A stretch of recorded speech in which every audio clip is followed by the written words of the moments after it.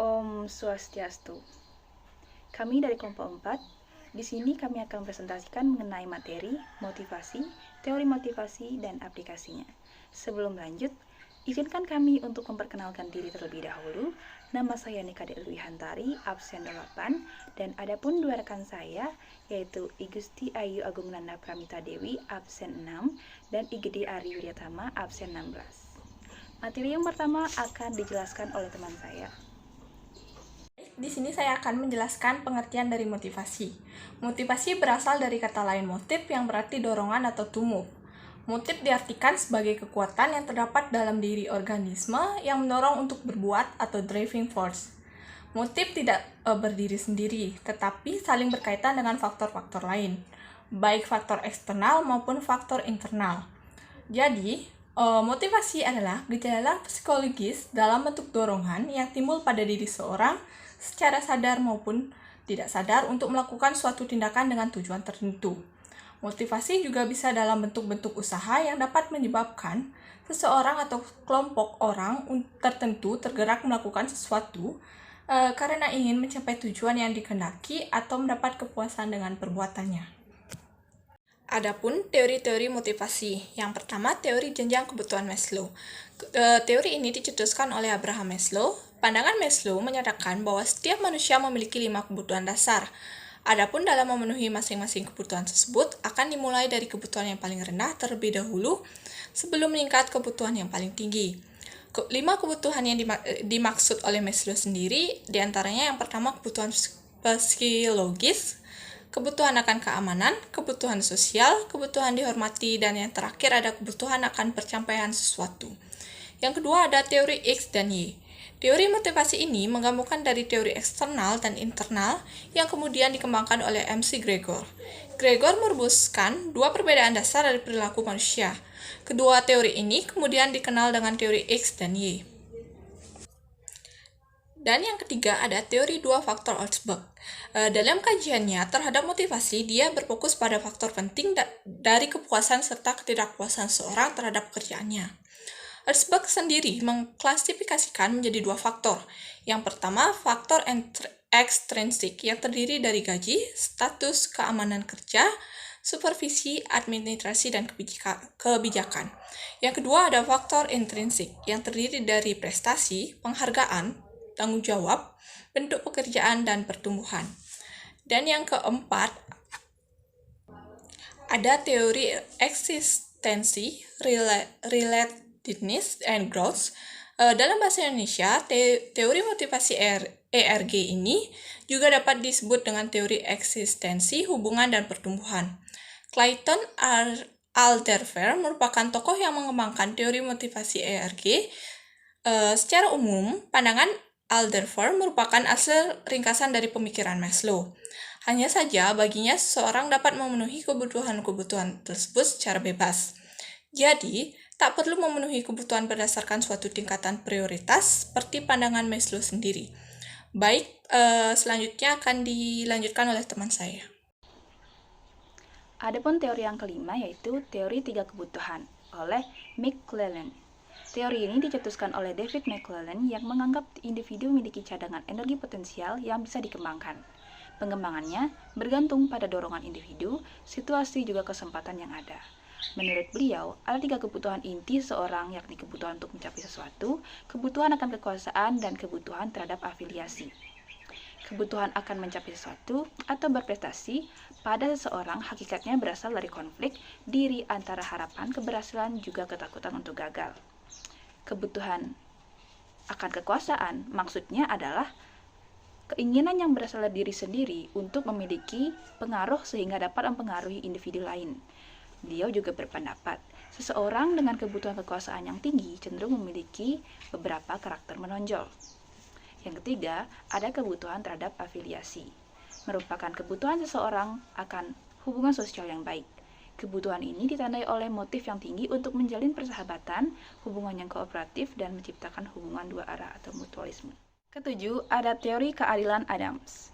Teori ini dicetuskan oleh Stacey Adams yang menjelaskan bahwa manusia atau person di tempat kerja menilai tentang input dalam hubungan dengan pekerjaan dibandingkan dengan hasil atau outcomes yang diperoleh. Mereka yang membandingkan diri dengan orang lain dalam kelompoknya, dengan kelompok yang lain, atau dengan orang lain di luar organisasi di mana ia bekerja.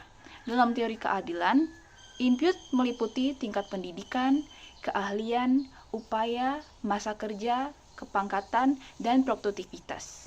Sedangkan outcomes adalah semua imbalan yang dihasilkan dari pekerjaan seseorang seperti gaji, promosi, penghargaan, prestasi, dan status. Teori yang ke-8 yaitu teori harapan Fromm. Teori ini dicetuskan oleh Victor H. Fromm. Seseorang psikologi kebangsaan Kanada mencetuskan teori motivasi yang ia sebut sebagai ekspektasi teori atau teori penentu harapan.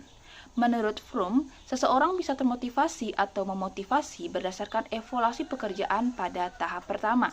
Artinya, seseorang akan melakukan evaluasi terlebih dahulu apakah suatu pekerjaan tersebut ada kemungkinan memberikan nilai. Jika iya, notabene seseorang akan melanjutkan hal tersebut karena adanya ekspektasi terhadap pekerjaan tersebut, baik dari sisi nilai yang berharga maupun imbalan yang sesuai. Motivasi macam itu muncul karena manusia yang memiliki kecenderungan untuk menghindari rasa kecewa atau perasaan yang merugikan. Akan tetapi, di sisi lain, manusia biasanya ingin berupaya kecil, mungkin meski probabilitas yang ia ekspektasikan juga bisa bernilai kecil.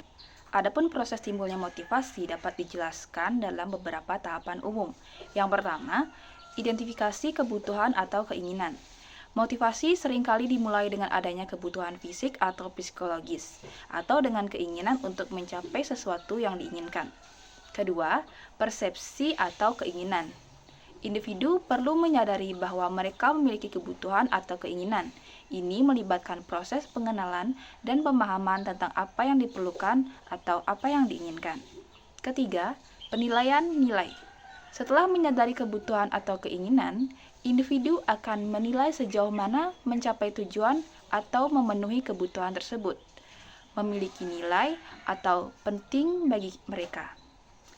Ini dapat melibatkan pertimbangan tentang apa yang akan diperoleh atau hilang jika tujuan tersebut tercapai atau tidak. Keempat, pemilihan tujuan. Berdasarkan penilaian nilai, individu kemudian memilih tujuan atau tindakan yang akan membantu mereka mencapai kebutuhan atau keinginan tersebut.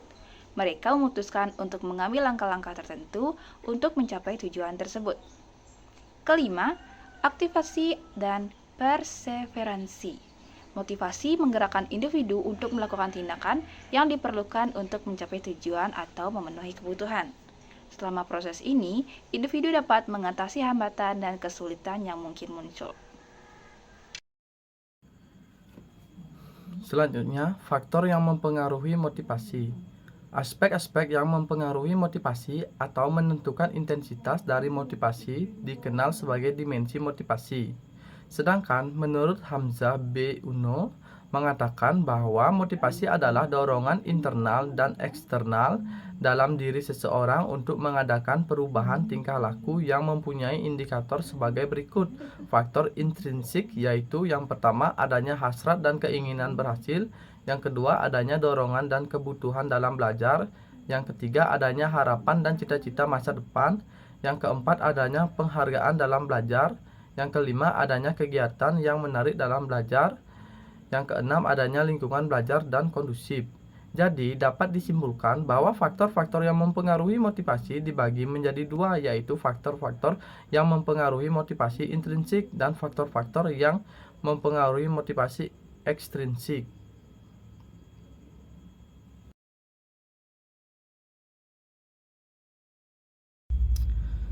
Kesimpulan, motivasi merupakan gejala psikologis dalam bentuk dorongan yang timbul pada diri seseorang secara sadar untuk melakukan suatu tindakan dengan tujuan tertentu.